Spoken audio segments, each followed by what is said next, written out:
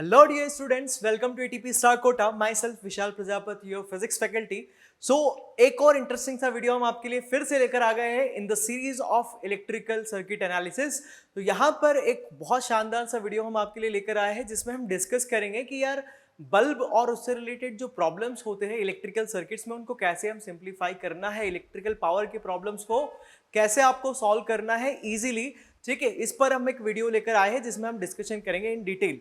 चलिए तो स्टार्ट करते हैं इस वीडियो को। देखिए काफी कॉमन सा प्रॉब्लम है, बहुत बच्चों को कॉम्प्लिकेटेड लगता है क्योंकि कंफ्यूजन रहता है काफी कि यार कभी कभी होता है कि पोटेंशियल पे डिपेंड करती है पावर, कभी कभी करंट पे। तो समझ में नहीं आता कि रेजिस्टेंस बढ़ाने पर पावर बढ़ेगी या कम करने पर बढ़ेगी। ठीक है, वो डिपेंड करता है पोटेंशियल करंट के फैक्टर पे। तो समझते क्या होगी कहानी, है ना। तो सबसे पहले स्टार्ट करते हैं हम कि पावर क्या होती है भाई, है ना। तो starting with the Joule's heating effect. Joule's heating effect क्या है कि जब भी किसी कंडक्टर से करंट फ्लो होती है तो हमें पता है कि कंडक्टर जो हीट अप हो जाता है। देखिए जनरली हम अगर किसी भी इलेक्ट्रिकल डिवाइस को देखें, जैसे मान लीजिए कि इलेक्ट्रिकल फैन है, ठीक है, या फिर इलेक्ट्रिकल बल्ब है, फैन है, टेलीविजन है, एसी है, आपका लैपटॉप है, कंप्यूटर है, तो कोई भी डिवाइस आप ले लीजिए, ठीक है, जो इलेक्ट्रिक करंट के हेल्प से रन होती है। तो आप अगर उसको देखेंगे यार थोड़ी देर अगर आपने उसको यूज किया है तो आफ्टर सम टाइम्स क्या होगा, वो हीट अप हो जाएगी, उसका टेम्परेचर बढ़ेगा। हमारा सेल फोन भी थोड़ी देर यूज करने के बाद हीट अप हो जाता है। तो रीजन क्या होता है कि जब इलेक्ट्रिक करंट किसी कंडक्टर से फ्लो होती है तो वो हीट प्रोड्यूस करती है। इसी को जूल्स हीटिंग इफेक्ट कहते हैं, है ना। जूल ने इसे डिस्क्राइब किया था इसलिए कहते हैं जूल्स हीटिंग इफेक्ट।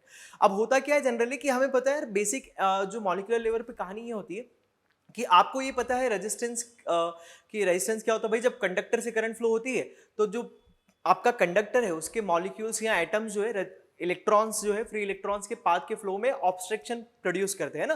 तो इस वजह से इसी को हम कहते हैं electrical resistance to the electric current. ठीक है, चलिए तो अब क्या होगा जब फ्री इलेक्ट्रॉन्स मोशन करते हैं तो ये आपका जो कंडक्टर है उसके मॉलिक्यूल्स या एटम से कोलाइड करते हैं। अब कोलिजन की वजह से क्या होता है, एनर्जी का एक्सचेंज होता है, मोमेंटम का एक्सचेंज होता है, और बॉडी की जो एनर्जी है, बॉडी के जो मॉलिक्यूल्स है, फ्री इलेक्ट्रॉन आ रहा है, उसने आके कंडक्टर के मॉलिक्यूल को टक्कर मार दी तो कंडक्टर के मॉलिक्यूल की एनर्जी बढ़ गई। एनर्जी बढ़ गई तो बॉडी का टेम्परेचर बढ़ गया और वो हीट के फॉर्म में फिर बाहर निकलता है। ठीक है, तो जूल ने इसे प्रॉपर्ली डिस्क्राइब किया था। कैसे डिस्क्राइब किया था ये समझते हैं। मान लीजिए अगर जैसे कोई इलेक्ट्रिकल सर्किट है, ठीक है, सपोज कोई इलेक्ट्रिकल सर्किट है जिसमें कुछ तो भी करंट फ्लो हो रही है, आई, आपने इसको यहाँ पर कुछ V वोल्ट की बैटरी के साथ कनेक्ट किया है, आई करंट फ्लो हो रही है, रेजिस्टेंस जो है कंडक्टर का R है। तो हमें पता है ओम्स लॉ से V इज इक्वल टू तो क्या होगा, IR होगा। ठीक है, चलिए ये चीज हमने पहले डिस्कस की थी। जूल ने क्या कहा था कि जो यहाँ पर हीट प्रोड्यूस होगी वो करंट के स्क्वायर के डायरेक्टली प्रोपोर्शनल होती है। मतलब जितनी आप करंट को इंक्रीज करेंगे उतनी ही ज्यादा यहाँ पर हीट प्रोड्यूस होगी। ठीक है, चलिए अगला फैक्टर बताया था कि जो हीट प्रोड्यूस होगी वो डायरेक्टली प्रोपोर्शनल होगी रेजिस्टेंस के। तो भाई रेजिस्टेंस ऑब्वियस सी बात है कि जितना ज्यादा कंडक्टर रेजिस्टेंस लगाएगा, जितने मॉलिक्यूल्स ज्यादा इलेक्ट्रॉन के जो पाथ को ऑब्स्ट्रक्ट करेंगे उतना ही ज्यादा कोलिजन होगा और उतनी ही ज्यादा हीट प्रोड्यूस होगी। ठीक है, हीट डायरेक्टली प्रोपोर्शनल होगी टाइम की। तो भाई ये तो बिल्कुल कॉमन सा फैक्टर है, सिंपल सी बात है कि जितना ज्यादा टाइम तक हीट करंट फ्लो होती रहेगी उतने ही टाइम में उतनी ही ज्यादा हीट डेवलप होगी। ठीक है, तो ये तीन फैक्टर्स है ना। तो इन तीनों फैक्टर्स को अगर हम कंबाइन करके देखें तो कंबाइनली हम क्या कह सकते हैं कि जो हीट डेवलप हो रही है that is directly proportional to I square R T. Proportionality का साइन हटाने पर एक कांस्टेंट जो आता है उसकी न्यूमेरिकल वैल्यू 1 आती है। तो एग्जैक्ट रिलेशन जो आता है हमारे पास हीट प्रोड्यूस जो हो रही है इन द कंडक्टर वो कितनी है, आई स्क्वायर आर इंटू टी। चलिए अब इसको हम कुछ और फॉर्म्स में भी लिख सकते हैं क्योंकि हम जानते हैं V इज इक्वल टू क्या होता है, आई आर होता है। तो V is equal to I R होता है, दैट मीन्स कि अगर मैं यहां पर इसको I और V के टर्म्स में लिखूं, देखिए तो यहां से मैं R को क्या लिख सकता हूं, देखना R को मैं लिख सकता हूं V अपॉन आई। तो अगर मैं यहाँ पर R को लिखूंगा V अपॉन आई तो आपकी जो हीट है वो कितनी है, देखिए आई स्क्वायर आर टी। तो यहाँ पर आई स्क्वायर आर को आप क्या लिख सकते हैं, देखिए V अपॉन में आई। तो एक आई से एक आई आपका कैंसिल हो गया, कितना बच रहा है भाई, आई वी इंटू टी। तो सिंपली आप इसको इस फॉर्म में भी लिख सकते हैं आई वी इंटू टी। अब तीसरा फॉर्म जहां पर आप करंट को इलिमिनेट कर दे, करंट को मैं क्या लिख सकता हूँ, V बाई आर। तो ये वैल्यू अगर मैं यहाँ रखूंगा तो ये हो जाएगा V स्क्वायर बाई आर। ठीक है, so there are various forms, जो भी आपको गिवन हो वैल्यू कि भाई पोटेंशियल की वैल्यू अगर मुझे गिवन है, रेजिस्टेंस की वैल्यू गिवन है तो V square upon R into T. अगर करंट गिवन है, रेजिस्टेंस गिवन है तो I square into R into T. और अगर करंट और पोटेंशियल गिवन है तो I into V into T. ठीक है, जो भी फॉर्मेट आपको यूज करना है, ठीक है। तो ये हो गई हीट की कहानी, है ना, जूल्स हीटिंग इफेक्ट। अब पावर क्या होती है, इलेक्ट्रिकल पावर। तो किसी सर्किट में जो हीटिंग इफेक्ट डेवलप हो रहा है, अगर हम हीटिंग इफेक्ट की बात करें, जो यहाँ पर हीट डिसिपेट हो रही है वो किस रेट से हो रही है, यूनिट टाइम में कितनी हीट जनरेट हो रही है, तो यही क्या होगी आपकी इलेक्ट्रिकल पावर, ठीक है। चलिए, तो heat develop per unit time, मतलब अगर इस एच को मैं टाइम से डिवाइड कर दूं तो सिंपली मुझे क्या मिल जाएगी, पावर। तो यहां पर देखिए सभी में से अगर मैं टी वाली टर्म को डिवाइड कर दूं तो मुझे मिलेगी power, that comes out simply P is equal to I square into R, या फिर आई इंटू वी, या फिर वी स्क्वायर बाई आर, ठीक है। तो ये है जूल्स हीटिंग इफेक्ट और इलेक्ट्रिकल पावर। चलिए, अब जनरली क्या होता है कि एक रेजिस्टेंस है, अगर एक बल्ब हुआ, एक रेजिस्टेंस हुआ, तो ये कहानी तो आपको समझ में आएगी, बहुत बढ़िया बात है सर, हम बिल्कुल इस तरह से कर सकते हैं। लेकिन जैसे आपने बताया था कि यार पहले हमने पढ़ा था इलेक्ट्रिकल सर्किट्स में कि अगर मान लीजिए कॉम्बिनेशन आ जाता है रेजिस्टेंस का, तो फिर हम वहां पर कॉम्बिनेशन ऑफ रेजिस्टेंस यूज करते हैं। तो यहां पर भी कुछ ऐसा कॉम्बिनेशन होता है क्या, बिल्कुल होता है। तो यहां पर भी बिल्कुल ऐसा कॉम्बिनेशन होता है। देखिए, ये है हमारे पास कनेक्शन ऑफ बल्ब्स। तो बल्ब्स को मैं या तो सीरीज में कनेक्ट कर सकता हूं या पैरेलल में कनेक्ट करता हूं। अब देखिए कहानी क्या होगी, जैसे मान लीजिए यहां पर मैंने 3 बल्ब है, B1, B2 और B3, इनको पहले सीरीज में कनेक्ट किया है, देन पैरेलल में। तो यहां पर मैं मान लेता हूं पहले बल्ब की जो रेटेड पावर है वो P1 है, दूसरे की P2 है, तीसरे की P3। अब भाई यहां पर आपने एक वर्ड सुना है रेटेड पावर। तो यार ये रेटेड पावर क्या चीज होती है? तो जब भी आप मार्केट में कोई भी इलेक्ट्रिकल अप्लायंस खरीदने जाते हैं, चाहे वो एलईडी हो, बल्ब हो, है ना, या फिर कुछ भी हो, गीजर हो, कोई भी इलेक्ट्रिकल अप्लायंस है, आप उस पर अगर गौर से देखेंगे तो आपको 2 चीजें मेंशन रहेगी, वो दिखेगी। एक होती है पावर इन वॉट और दूसरी होती है क्या, वोल्टेज, है ना, इन वोल्ट, ठीक है। तो 2 चीजें मेंशनड होती है वहां पर, इस तरह से मेंशनड होता है, सपोज जैसे 100 वॉट एंड 220 वोल्ट। अब 220 वोल्ट जो है क्या है, ये अप्लाइड पोटेंशियल है, ऑपरेटिंग पोटेंशियल। और ये जो 100 वॉट है, ये क्या हुआ, ये हुई इसकी पावर, ठीक है। तो कहने का मतलब ये है कि जो भी अप्लायंस है, जैसे मान लीजिए कोई अप्लायंस की पावर 100 वॉट है और ऑपरेटिंग पोटेंशियल है 200 वोल्ट, 220 वोल्ट सॉरी। तो इसका मतलब क्या हुआ, इसका मीनिंग ये हुआ कि जब आप इसको इस पोटेंशियल पे रन करेंगे, जब उस अप्लायंस को आप इस पोटेंशियल पे यूज करेंगे, तो ये कितनी पावर कंज्यूम करेगा, 100 वॉट की पावर कंज्यूम करेगा। अगर आप किसी और पोटेंशियल पे रन करेंगे तो कुछ और पावर कंज्यूम करेगा, लेकिन अगर आप 220 वोल्ट पे रन करेंगे तो 100 वॉट कंज्यूम करेगा। ये होता है इसका मीनिंग। जनरली सारी जो डिवाइसेस है इंडिया में वो 220 वोल्ट पर ही डिजाइन होती है, क्योंकि हमें पता है हमारे घरों में जो इलेक्ट्रिसिटी सप्लाई होती है वो 220 वोल्ट पर ही होती है, इसलिए सभी चीजें 220 वोल्ट पर डिजाइन की जाती है, ठीक है। तो ये मीनिंग समझ में आ गया आपको, रेटेड पावर और रेटेड वोल्टेज का मतलब। चलिए, तो यहां से आप देखिए इलेक्ट्रिकल अप्लायंस जो उसका रेजिस्टेंस निकाल सकते हैं। कैसे निकाल सकते हैं कि भाई ये हो गई आपकी पावर, रेटेड पावर, इसको पी नॉट से मैं रिप्रेजेंट करता हूं, और रेटेड वोल्टेज हो गया वी नॉट। तो आप क्या लिख सकते हो, पावर आपको पता है पी नॉट जो होगी वोल्टेज और रेजिस्टेंस के टर्म में वो क्या होगी, वी नॉट का स्क्वायर अपॉन आर। तो आर कितना आ जाएगा, यहां से देखिए वी नॉट का स्क्वायर अपॉन में पी नॉट। तो ये क्या आ गया आपका, रेजिस्टेंस आ गया, किसका रेजिस्टेंस आ गया, अप्लायंस का रेजिस्टेंस आ गया in terms of voltage and power. चलिए, ठीक है। तो अब यहां पर अगर मैं मान लेता हूं कि इन तीनों की रेटेड पावर P1, P2 और P3 है, तो सीरीज कॉम्बिनेशन में इन तीनों का जो इक्विवेलेंट पावर कंजप्शन होगा, अगर जैसे मान लीजिए कि अगर मैं सिर्फ P1 को यूज करता हूं तो P1 मेरा पहला बल्ब यूज करता हूं तो ये P1 पावर कंज्यूम करता है। दूसरा सिर्फ अकेला अगर मैं यूज करूं तो ये P2 करेगा। तीसरा अगर मैं अकेला यूज करूं तो ये P3 कंज्यूम करेगा। तो अगर तीनों को मैं एक साथ सीरीज में लगा के यूज करूं तो कितनी पावर कंज्यूम होगी, तो वो हमें मिलेगी इस एक्सप्रेशन से, that is 1/P equivalent is equal to 1/P1 plus 1/P2 plus 1/P3, ठीक है। तो चलिए, यहां तक मेरे ख्याल से आप लोगों को कहानी क्लियर हो गई है ना। अब आप पूछेंगे कि सर ये आता कहां से, तो आता ये सिंपली यहां से कि आपको पता है कि यार सीरीज में जो इक्विवेलेंट रेजिस्टेंस होता है वो तो कुछ इस तरह का होता है, R1 plus R2 plus R3, ठीक है, ये हमने पढ़ा था, है ना। अब इक्विवेलेंट रेजिस्टेंस को अगर मैं लिखूंगा, देखिए पावर के टर्म्स में, तो आप क्या लिख सकते हैं, वी नॉट का स्क्वायर अपॉन यहां पर पावर कौन सी आएगी इक्विवेलेंट में, इक्विवेलेंट पावर कंजप्शन।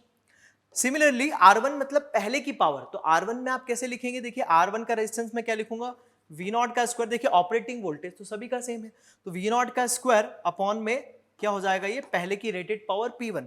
सिमिलरली ये हो जाएगा आपका वी नॉट का स्क्वायर अपॉन P2, और सिमिलरली ये हो जाएगा आपका वी नॉट का स्क्वायर अपॉन P3। अब देखिए वी नॉट स्क्वायर कॉमन निकल के बोथ साइड से कैंसिल होगा, तो क्या रिलेशन बचता है, 1/P equivalent equal to 1/P1 plus 1/P2 plus 1/P3।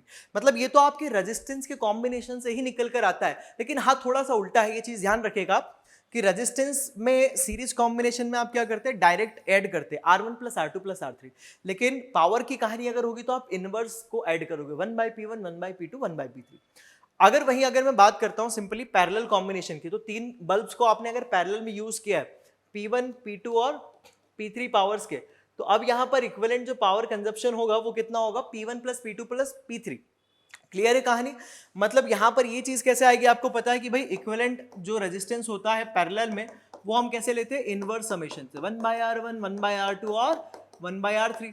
अब आपको पता है कि आर इक्विवेलेंट की वैल्यू देखिए कितनी है, V not square upon P not. अगर मैं इसको उल्टा करूंगा, क्योंकि मुझे यहाँ पर 1/R को ऐड करना है ना, तो उसको अगर मैं रेसिप्रोकल करूंगा तो P not upon V square हो जाएगा क्या, 1/R।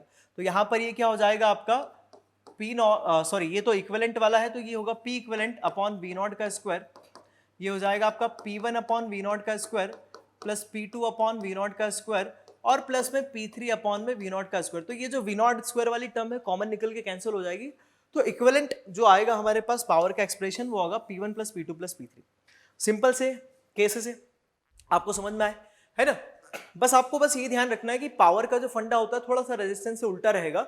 रेजिस्टेंस को आप सीरीज में सिंपली ऐड करते हो और यहां पर पैरेलल कॉम्बिनेशन में रेसिप्रोकल से ऐड करते हो, तो यहां उल्टा हो जाएगा, यहां सीरीज में हम रेसिप्रोकल से ऐड करेंगे और पैरेलल में डायरेक्ट ऐड करेंगे। ठीक है, चलिए बहुत बढ़िया। अब देखिए आपको एक चीज पता है, जैसे हमने पहले डिस्कस करी थी कि अगर आप सीरीज जैसे अगर रेसिप्रोकल वाला ऐड होता है, अगर ये वाला एक्सप्रेशन बनता है, यहाँ पर जो नेट इक्विवेलेंट आता है वो क्या आता है, इन सब में से P1 P2 P3 इनमें से जो सबसे छोटा होगा वैल्यू, सबसे छोटी वैल्यू होगा उससे भी छोटी वैल्यू आएगी, है ना? क्लियर है ना? तो सबसे छोटी, जैसे कि अगर मान लीजिए कि यहाँ पर दोनों आपके कितने हैं, सपोज मैं मान लेता हूँ 1 1, तो इक्विवेलेंट कितना आएगा मेरा 1/2 आएगा, तो दोनों में जो छोटा है उससे भी छोटी वैल्यू आएगी। तो ये रेसिप्रोकल वाला अगर रिजल्टेंट आपका निकलता है, चाहे रेजिस्टेंस में निकले, रेजिस्टेंस में कहानी पैरेलल में होगी, यहाँ सीरीज में होगी, बस फर्क इतना है। तो अगर ये वाली कहानी आती है तो क्या होता है, मीनिंग कि आपका जो इन सब में छोटा वाली वैल्यू है इक्विवेलेंट उससे भी छोटा आएगा। और यहाँ पर अगर इस तरह का फॉर्मेट हो डायरेक्ट एडिशन वाला, तो उसमें क्या होगा, जो सबसे बड़ी वैल्यू उससे भी बड़ा होगा। जैसे कि मान लीजिए दो रेजिस्टेंस है 2 और 3, उनका सीरीज क्या होगा 2 + 3 5, तो बड़ा जो है 3 उससे भी बड़ी वैल्यू आ गई 5। तो एक चीज ध्यान रखिएगा, जैसे कि ये वाला जो रिलेशन आपको कभी भी दिखे तो इसका मतलब जो भी कॉम्बिनेशन है उसमें छोटी वैल्यू से भी इक्विवेलेंट जो होगा आपका छोटा आएगा और यहाँ पर बड़ी वैल्यू से भी आपका इक्विवेलेंट क्या आएगा, बड़ा आएगा। तो सिंपली आपको क्या दिख रहा है कि जब सीरीज में मैं बल्ब को कनेक्ट करूंगा तो पावर कंजप्शन क्या हो जाएगी, कम हो जाएगी, पावर कंजप्शन कम हो जाएगी। लेकिन अगर मैं पैरेलल में कनेक्ट करता हूं तो पावर कंजप्शन बढ़ जाती है। अब यहां पर मैं एक आपसे क्वेश्चन पूछता हूं छोटा सा, आप लोगों ने सभी ने पढ़ा होगा और नहीं तो सुना होगा कि यार अगर हमें पता है इलेक्ट्रिकल जो सर्किट का कॉम्बिनेशन होता है हाउस होल्ड इलेक्ट्रिसिटी में, है ना, जो इलेक्ट्रिकल सर्किट का कॉम्बिनेशन होता है, जो कनेक्शंस होते हैं सारे हमारे घरों में, जो इलेक्ट्रिसिटी सप्लाई होती है, जो जितने भी कनेक्शंस है घर में, वो सारे किस में लगे होते, पैरेलल में लगे होते। किस में लगे होते, पैरेलल कनेक्शन में लगे होते, सीरीज में नहीं लगे होते। ठीक है, लेकिन जबकि हम देख रहे हैं कि पैरेलल कनेक्शन में तो बहुत ज्यादा पावर कंजप्शन हो रहा है ना, पैरेलल कनेक्शन में तो ज्यादा पावर कंजप्शन है, सीरीज में तो हमारा पावर कंजप्शन कम है। पावर कंजप्शन कम होगा तो हमारा खर्चा सा कम लगेगा, फिर हम जानबूझकर क्यों पैरेलल में लगा रहे हैं, क्या रीजन है? ठीक है, तो इस क्वेश्चन का आंसर आप लोग कमेंट करके मुझे कमेंट सेक्शन में बताइएगा, अदरवाइज हम नेक्स्ट सेशन जो होगा उसमें हम इसको एक बार डिस्कस करेंगे। ठीक है, चलिए तो आगे कंटिन्यू करते हैं, है ना। ये क्वेश्चन पेंडिंग रहा, इसको आप सोच के कमेंट सेक्शन में मुझे आंसर कीजिएगा कि भाई इसका आंसर क्या होगा। चलिए, तो यहां तक हमें समझ में आ गया सारा रीजन की क्या क्या कहानी होगी। तो अगर सीरीज कॉम्बिनेशन है तो पावर ऐसे मिलेगी आपको इक्विवेलेंट, और पैरेलल कॉम्बिनेशन है तो डायरेक्ट एडिशन करके आप पावर निकाल सकते हैं। क्लियर है कहानी? चलिए बहुत बढ़िया। अब आगे चलते हैं, हम आगे चलते हैं, आगे क्या करें, आगे हम कुछ एग्जाम्पल्स, कुछ इलस्ट्रेशन सॉल्व करते हैं ताकि हम जो अभी तक सीखा है हमने उसको अप्लाई कैसे करना है वो समझे। ठीक है, तो देखिए जरा समझते हैं प्रॉब्लम्स कैसे सॉल्व होंगे इस बेसिस के। चलिए, पहला क्वेश्चन आपको क्या कह रहा है कि भाई इन द फॉलोइंग सर्किट, यहां पर एक सर्किट सा मुझे दे दिया है, बल्ब लगा रखा है, देखिए ये बल्ब लगा हुआ है। इस बल्ब का देखो दो चीज आपको गिवन है, जैसे मैंने कहा था दो चीजें मिलेगी, एक रेटेड वोल्टेज और एक रेटेड पावर। तो वोल्टेज कितना 1.5 वोल्ट है और पावर कितनी 0.45 वोल्ट है। ठीक है, तो अब यहां पर गिवन है कि if the bulb glow with the full intensity what will be the equivalent resistance between X and Y. तो अगर बल्ब आपका बिल्कुल पूरी इंटेंसिटी से ग्लो हो रहा है, फुल इंटेंसिटी से मतलब काफी ब्राइट इंटेंसिटी से ग्लो हो रहा है, तब उस केस में आपको बताना है ये जो एक्स और वाई पॉइंट है इनके बीच में नेट या फिर इक्विवेलेंट रेजिस्टेंस कितना होगा। अब इस तरह के जो प्रॉब्लम्स आते हैं ना कि भाई बल्ब जो है अपना फुल इंटेंसिटी से ग्लो हो रहा है या फिर नहीं हो रहा है, तो बल्ब अपना फुल इंटेंसिटी से कब ग्लो होगा, जब उसकी जितनी पावर है टोटल पावर के साथ वो ग्लो कर रहा है। ठीक है, तो यहां पर आपको दिख रहा है कि भाई बल्ब की पावर कितनी है, बल्ब की पावर आपको दे रखी है 0.45 वॉट, और बल्ब का जो ये रेटेड पावर है और जो रेटेड वोल्टेज है वो कितना है भाई, वो है 1.5 वोल्ट। चलिए, तो बल्ब अपनी मैक्सिमम पावर से ग्लो करेगा, कब ग्लो करेगा, जब उस पे अप्लाइड वोल्टेज कितना होगा 1.5 वोल्ट, क्योंकि अभी अभी हमने डिस्कस किया था, इसका मीनिंग ही यही होता है कि अगर आप इसको 220 वोल्ट पे ऑपरेट करोगे तो 100 वाट का ये पावर कंज्यूम करेगा। तो वैसे यहाँ पर अगर मैं इसको 1.5 वोल्ट पे ऑपरेट करूंगा तो ये इतनी पावर कंज्यूम करेगा और उस केस में मैक्सिमम ग्लो होगा। कहने का मतलब ये है कि अगर ये मैक्सिमम ग्लो हो रहा है तो इसके अक्रॉस जो पोटेंशियल यहाँ पर सर्किट में होगा वो कितना होना चाहिए, वो 1.5 वोल्ट ही होना चाहिए। तो वो 1.5 वोल्ट होगा। अगर देखिएगा जरा समझना कि यहाँ अगर जो पोटेंशियल का ड्रॉप आ रहा है वो कितना आ रहा है, 1.5 वोल्ट आ रहा है। आपने बैटरी लगा रखी 6 वोल्ट की, 6 वोल्ट की बैटरी है, जिसमें से 1.5 वोल्ट तो बस इस वाली ब्रांच के अक्रॉस में ही आ गया। तो ये वाली जो ब्रांच आपको दिख रही है यहाँ पर इसके अक्रॉस में, अगले वाले रेजिस्टेंस के अक्रॉस में कितना पड़ेगा, ऑब्वियस सी बात है 4.5 वोल्ट। भाई 1.5 वोल्ट तो इस वाले पार्ट में आ गया ना, तो बचा वो 4.5 वोल्ट कहाँ आएगा, वो यहां आएगा। क्लियर है, चलिए बहुत बढ़िया। अब देखना जरा, अब यहां पर एक बात मैं आपको बताऊं कि भाई एक चीज समझना, ये वाला जो रेजिस्टेंस आपको दिख रहा है 3 ओम का, और इसके अक्रॉस आपने पोटेंशियल भी निकाल लिया 4.5 वोल्ट। तो एक बात बताओ मुझे, क्या आप इसमें करंट निकाल सकते हो? हाँ जी सर, बिल्कुल मैं करंट निकाल सकता हूं, मैं ओम्स लॉ लगा सकता हूं इसके लिए। तो अगर मैं ओम्स लॉ लगाऊंगा V is equal to I R, तो I जो करंट होगी वो होगी V बाई आर। भाई V कितना है, इसका पोटेंशियल डिफरेंस 4.5 वोल्ट, और इसका रेजिस्टेंस कितना है 3 ओम। तो देखिए कितना होगा, 15 या 45, 1.5 एम्पियर। मतलब इस सर्किट में जो करंट फ्लो हो रही है वो कितनी है, वो होगी 1.5 एम्पियर। चलिए 1.5 एम्पियर, तो ये है 1.5 एम्पियर करंट फ्लो हो रही है। अच्छा, अब सर्किट में अगर 1.5 एम्पियर करंट फ्लो हो रही है और जो आपका पूरा सर्किट है ना, वो कितनी 6 वोल्ट की बैटरी से कनेक्टेड है, तो यहां पर अगर मैं इस पूरे सर्किट को हटाकर एक रेजिस्टेंस लगाऊं तो आप पूरे सर्किट के लिए ओम्स लॉ कैसे लगा सकते हो, फोर्थ सर्किट, मैं किसके लिए लगा रहा हूं भाई, फोर्थ सर्किट, पूरे सर्किट के लिए मैं ओम्स लॉ लगा रहा हूं। पूरे सर्किट के लिए आप क्या लिखोगे, बैटरी का ईएमएफ या बैटरी का पोटेंशियल वोल्टेज है ना, इसको हम ईएमएफ भी कहते हैं, इज इक्वल टू क्या होगा, टोटल करंट इनटू पूरे सर्किट का इक्विवेलेंट रेजिस्टेंस। क्योंकि भाई यहां पर आप सबका इक्विवेलेंट ले लोगे ना, तो पूरे सर्किट का इक्विवेलेंट रेजिस्टेंस मैंने लिखा आर इक्विवेलेंट। चलिए, बैटरी का पोटेंशियल आपको दिख रहा है 6 वोल्ट है, करंट आप निकाल चुके हो, कितने निकाल चुके हो, 1.5 एम्पियर। तो यहां से आर इक्विवेलेंट जो आ जाएगा, क्या आ जाएगा, आर इक्विवेलेंट देखिए इधर जाएगा 6 अपॉन में 1.5, तो कितना आ गया भैया, ये 4 ओम आ गया। मतलब आर इक्विवेलेंट तो आ गया मेरा 4 ओम। अब यार मुझे दिख रहा है कि 3 ओम तो बस इतना का इतना ही है, 3 ओम तो ये अकेला खुद है, तो बचा हुआ कितना हुआ भाई, 3 ओम ये है। अच्छा, ये पूरा आपको पूछ रहा है एक्स और वाई के बीच में टोटल रेजिस्टेंस कितना होगा। तो मतलब कुल मिला के ये पूछना चाह रहा है आपसे, क्या पूछना चाह रहा है कि ये जो रेजिस्टेंस आर आपने लगा रखा और ये बल्ब, इन दोनों का इक्विवेलेंट कितना है। तो भाई पूरे रेजिस्टेंस का इक्विवेलेंट कितना है 4, और आपको दिख रहा है ये 3, और ये पूरी जो ब्रांच है ये दोनों आपस में क्या है, सीरीज में। भाई करंट यहां से आएगी फिर इस पूरी ब्रांच में जाएगी, तो सीरीज में है। आप सीरीज में नेट रेजिस्टेंस आप कैसे निकालते हो, सिंपल ऐड करके R1 प्लस R2। ठीक है, तो सिंपली आपको दिख रहा है यहां पर कि इस पूरे का अगर इक्विवेलेंट रेजिस्टेंस आर इक्विवेलेंट है तो मैं R equivalent is equal to क्या लिखूंगा, 3 ओम तो उसका है, और प्लस इसका कितना है भाई, इसका मैं मान लेता हूं आर एक्स वाई, जो आपको निकालना है कि एक्स वाई के बीच में टोटल रेजिस्टेंस कितना है। ठीक है, तो ये आपने कितना निकाला, आर इक्विवेलेंट 4, तो यहां से देखिए आर एक्स वाई कितना आ गया, सिंपली 1 ओम। मतलब कि इस पूरी ब्रांच का जो इक्विवेलेंट रेजिस्टेंस है एक्स और वाई पॉइंट के बीच में, वो कितना है, वो है 1 ओम।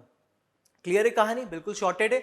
चलिए बढ़िया, तो समझ में आ गया हमें क्या होगा, इस क्वेश्चन का आंसर होगा ऑप्शन बी 1 ओम। अब देखिए इसको एक करने का सिंपल और तरीका था, करंट वगैरह निकालने की जरूरत नहीं थी। आप यहां निकाल चुके थे कि यहां पोटेंशियल है 1.5 वोल्ट और यहां है 4.5 वोल्ट। क्लियर, आपको दिख रहा है कि ये ब्रांच और ये रेजिस्टेंस सीरीज में है आपस में। आपको पता है कि सीरीज में V, देखो series V is equal to क्या होता है भैया, IR। सीरीज में आपको पता है करंट सेम होती है और पोटेंशियल अलग अलग होता है। तो देखिए करंट अगर सेम है तो V प्रोपोर्शनल टू क्या हुआ R, मतलब पोटेंशियल किस रेशो में डिवाइड होगा, पोटेंशियल अलग अलग तो होगा लेकिन किसको कितना मिलेगा वो किस पे डिपेंड करेगा, रेजिस्टेंस पे। जिसका ज्यादा रेजिस्टेंस उसको ज्यादा पोटेंशियल। ये हमने बात की थी सीरीज पैरेलल कॉम्बिनेशन में, ठीक है। कहने का मतलब देखिए इसको मिल रहा है 4.5 और इसको मिल रहा है 1.5, इसको 3 गुना पोटेंशियल मिल रहा है, इसको 1.5 इसको 4.5, तो इसको 3 गुना पोटेंशियल मिल रहा है। तो ऑब्वियस सी बात है कि इसका पोटेंशियल भी, इसका रेजिस्टेंस भी कितना होगा, 3 गुना होगा। तो इसका रेजिस्टेंस 3 है तो इसका मतलब क्या होगा, इसका 1/3 होगा, 1 ओम होगा। बस आंसर करेक्ट, खत्म काम, ठीक है। चलिए तो आई होप ये समझ में आ गई कहानी आपको यहां तक। आगे कुछ और इलस्ट्रेशंस देखते हैं। देखिए यहां पर इसका तो ऑप्शन बी था अपना करेक्ट। देखो एक और सेकंड क्वेश्चन यहां पर आपको दिख रहा है। क्या क्वेश्चन है यहां पर, देखो भाई एक सर्किट फिर से लगा है, इसमें एक और बल्ब है, बल्ब की दिख रहा है आपको पावर और ये दे रखी है, क्या दे रखी है आपको यहां पर, ये वोल्टेज, ठीक है। तो आपसे पूछा क्या जा रहा है, आपसे पूछा जा रहा है कि बल्ब को अगर मैक्सिमम इंटेंसिटी तक आपको ग्लो कराना है तब उस केस में आपको बताना है कि ये जो बैटरी आपने लगा रखी है इसका पोटेंशियल क्या होगा। चलो ठीक है निकालते हैं। तो देखो सबसे पहले काम करता हूं ना, मैं एक काम करता हूं, बल्ब का रेजिस्टेंस निकाल लेता हूं। क्यों निकालता हूं, क्योंकि मुझे बैटरी का ईएमएफ निकालना है तो कहीं ना कहीं मुझे करंट निकालना पड़ेगा, उसके लिए मुझे रेजिस्टेंस टोटल पता होना चाहिए, है ना। तो मैं रेजिस्टेंस निकालता हूं, किसका निकाल रहे हैं हम, बल्ब का रेजिस्टेंस। तो बल्ब का रेजिस्टेंस आपको पता है क्या होता है, V² पावर का वोल्टेज का स्क्वायर अपॉन पावर, है ना।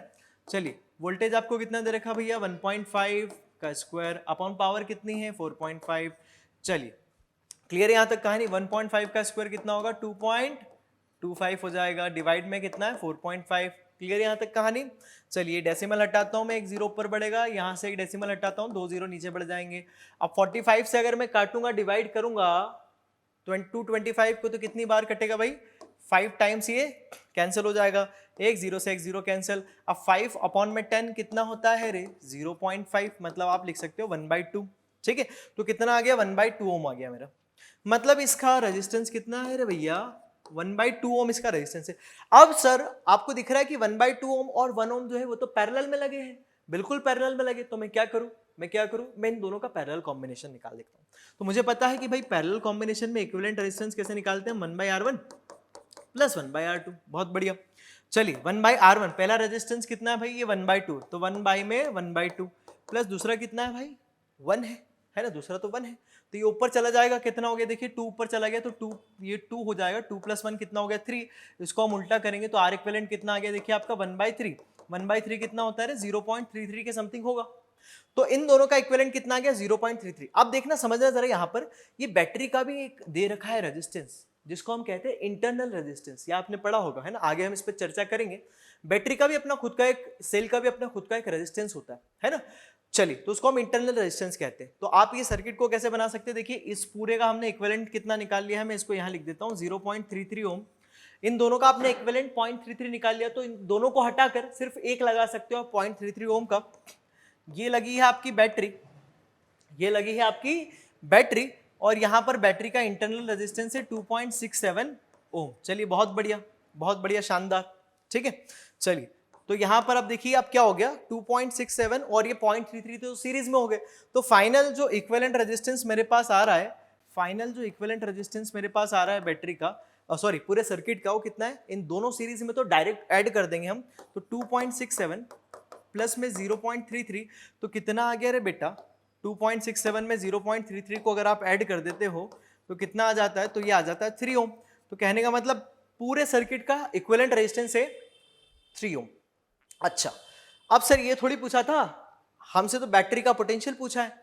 तो ठीक है बैटरी का पोटेंशियल निकालते हैं ना बेटा। देखो आपसे क्या कह रखा है कि जो बल्ब है वो पूरी इंटेंसिटी पे ग्लो कर रहा है। अभी हमने लास्ट क्वेश्चन में देखा था कि बल्ब अगर पूरी इंटेंसिटी से ग्लो करेगा तो सेम वोल्टेज और सेम पावर पे काम करेगा। तो सेम वोल्टेज कितना आपका 1.5, मतलब यहां जो पोटेंशियल लग रहा है वो कितना लग रहा है रे बेटा, यहाँ पोटेंशियल कितना अप्लाई हो रहा है इन दोनों पॉइंट के बीच में, 1.5 वोल्ट का। अब यहाँ 1.5 वोल्ट है तो ऑब्वियसली बात है यहाँ भी 1.5 वोल्ट ही होगा। अरे होगा नहीं होगा, बिल्कुल होगा सर, है ना, यहाँ भी 1.5 वोल्ट ही होगा, ठीक है। चलिए कुल मिला के कहने की बात यह है कि यहाँ पोटेंशियल आपका 1.5 वोल्ट आ गया है ना। चलो अब यहाँ पोटेंशियल अगर 1.5 वोल्ट आ गया है तो मैं अगर यहाँ पर करंट निकालना चाहूँ, कहाँ पर करंट निकालना चाहूँ, इस पूरी ब्रांच का मुझे ये तो पता है, क्या पता है, रेजिस्टेंस पता है। इसका आपने निकाला था ना, दोनों का इक्विवेलेंट कितना आया था 1/3। अब 1/3 अगर आ रहा है पोटेंशियल और मैं निकालना चाहता हूँ करंट, जैसे मान लो यहाँ से अगर आई करंट गई होगी इधर से, सॉरी इधर से गई होगी करंट, है ना, डायरेक्शन उल्टी कर लेते हैं, तो यहाँ से अगर आई करंट गई होगी, ठीक है, यहाँ से अगर आई करंट इधर गई होगी, ठीक है, तो इन दोनों का इक्विवेलेंट कितना है 1/3 ओम। इन दोनों का इक्विवेलेंट कितना है भाई 1/3 ओम।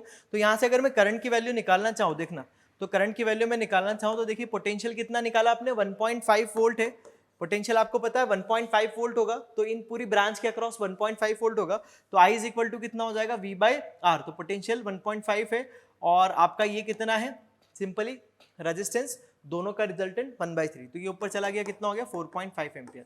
मतलब करंट कितनी है भाई 4.5 एम्पियर। अब करंट अगर आपकी 4.5 एम्पियर है, देखना करंट आपकी कितनी सर्किट में 4.5 एम्पियर की करंट फ्लो हो रही है और टोटल रेजिस्टेंस कितना है 3 ओम, तो आप क्या लगा सकते हैं बैटरी का ईएमएफ इज इक्वल टू क्या होगा current into total R equivalent. तो बैटरी का ईएमएफ कितना होगा, देखिए करंट कितने निकाली आपने 4.5, ठीक है, और रेजिस्टेंस कितना है 3, तो कितना हो जाएगा देखिए 4.5 को आप 3 में मल्टीप्लाई करेंगे, 3 टाइम्स कितना होगा 13.5 वोल्ट। तो कुल मिला के क्या आ रहा है हमारा जो ईएमएफ आ रहा है बैटरी का या पोटेंशियल आ रहा है बैटरी का, वो कितना आ रहा है 13.5 वोल्ट। ठीक है, चलिए, तो थोड़े से कॉम्प्लेक्स से प्रॉब्लम ये लगे आपको, लेकिन ज्यादा डिफिकल्ट नहीं है ना। तो समझ में आया आपने को कैसे अप्रोच करना है। फुल ब्राइटनेस पे अगर बल्ब ग्लो कर रहा है, इसका मतलब क्या है कि जो रेटेड पावर है, जो रेटेड वोल्टेज है, उस पर पूरी तरह से वो काम कर रहा है। तो पोटेंशियल डिफरेंस जो होगा उसके अक्रॉस वो क्या है, जो उसका रेटेड वोल्टेज आपको प्रॉब्लम में दे रखा है। चलिए ठीक है, तो 13.5 वोल्ट इसका आंसर होगा।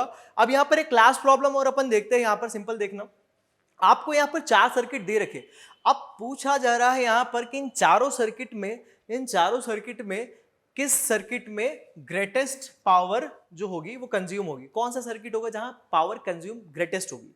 ठीक है, तो देखना एक बात बताना यार, मैं अगर यहाँ पर देखो मेरे पास 2 फॉर्मूले हैं पावर के, कौन कौन से, I² इंटू आर, और दूसरा कौन सा है मेरे पास, दूसरा कौन सा है V² बटे आर। अब देखो यहाँ पर अगर मैं करंट वाली कहानी लगाकर देखना चाहूं तो यार करंट वाली कहानी तो नहीं, मुझे दिख रहा है कि सभी चारों केस में, चारों डायग्राम में, चारों सर्किट में आपको दिख रहा है बैटरी का जो पोटेंशियल है, वोल्टेज है, वो सेम है। तो हमें कौन सा लगाना सही लगता है ज्यादा, V²/R, क्योंकि हम यहाँ पर सेम पोटेंशियल के लिए देख सकते हैं कि किसमें ज्यादा पावर कंज्यूम हो रही होगी। तो देखिए अगर सभी के अक्रॉस अभी रेजिस्टेंस का जो कॉम्बिनेशन है, सभी के अक्रॉस आपने सेम वोल्टेज की बैटरी लगा रखी है, तो आपको ये वाला फॉर्मूला लगेगा V²/R। तो आप कह सकते हो कि पावर जो होगी आपकी रेजिस्टेंस की इनवर्सली प्रोपोर्शनल होगी। मतलब जिस केस में रेजिस्टेंस सबसे कम होगा उस केस में पावर कंजप्शन सबसे ज्यादा होगा। तो देख लेते हैं यार कौन से केस में रेजिस्टेंस सबसे कम हो रहा है। देखिए यहाँ R और R आपको दिख रहा है पैरेलल में लगे, तो R और R अगर पैरेलल में लगे, मैं लिखूंगा 1/R + 1/R 2/R, उसको उल्टा करूंगा कितना हो जाएगा R इक्विवेलेंट आपका R/2। तो इस केस में रिजल्टेंट आपका R/2। यहाँ आपको दिख रहा है दोनों सीरीज में डायरेक्ट जोड़ दोगे, R + R 2R हो गया, खत्म।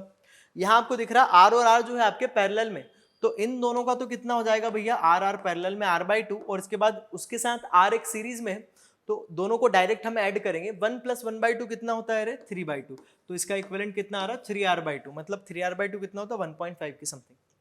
अब यहाँ पर देखो ये दोनों सीरीज में, तो इनका हो गया 2R, और फिर ये आपका क्या है पैरेलल में, तो कैसे लिखेंगे अपन 1/2R + 1/R, ये तो पूरा सीरीज में हो गया ना, तो 2R हो गया। अब ये दोनों साथ में पैरेलल में, तो 2R और R का पैरेलल निकालते क्या हो जाएगा, R equivalent is equal to 1/2R, है ना। तो कितना हो गया देखो, ये इसका एलसीएम आ जाएगा 2R, ये 2 + 1 हो गया 3, तो R इक्विवेलेंट कितना आ गया यहाँ से देखिए 2R/3। मतलब इस पूरे सर्किट का R इक्विवेलेंट कितना है 2R/3। 2R/3 मतलब कितना होता है 0.67 के लगभग होगा। अब किस में सबसे कम रेजिस्टेंस है, तो देखिए ये तो सबसे ज्यादा है 2, ये 1.5, उससे कम कितना है 0.67, और सबसे कम जो दिख रहा है आपको 0.5 R/2, मतलब आधा R 0.5 R। इस केस में सबसे कम रेजिस्टेंस है, और रेजिस्टेंस सबसे कम हुआ तो पावर कंजप्शन सबसे ज्यादा होगा। मतलब जो सर्किट ए आपको दिख रहा है इसमें सबसे ज्यादा पावर कंज्यूम होगा। ओके, तो A is the correct option for this question. ठीक है, तो आई थिंक आपको सारे प्रॉब्लम्स काफी अच्छे से समझ में आए होंगे, और ये जो पावर और बल्ब वाले प्रॉब्लम्स है ये काफी हद तक सिंप्लीफाई हो चुके होंगे। ठीक है, चलिए, तो आई होप ये वीडियो आप लोगों के लिए काफी हेल्पफुल रहा होगा।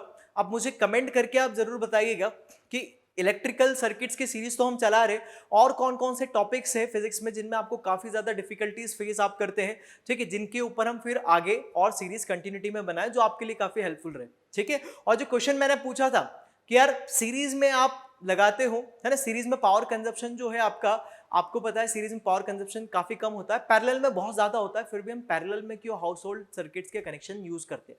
तो कमेंट करके बिल्कुल जरूर बताइएगा। तब तक के लिए thank you so much, bye bye.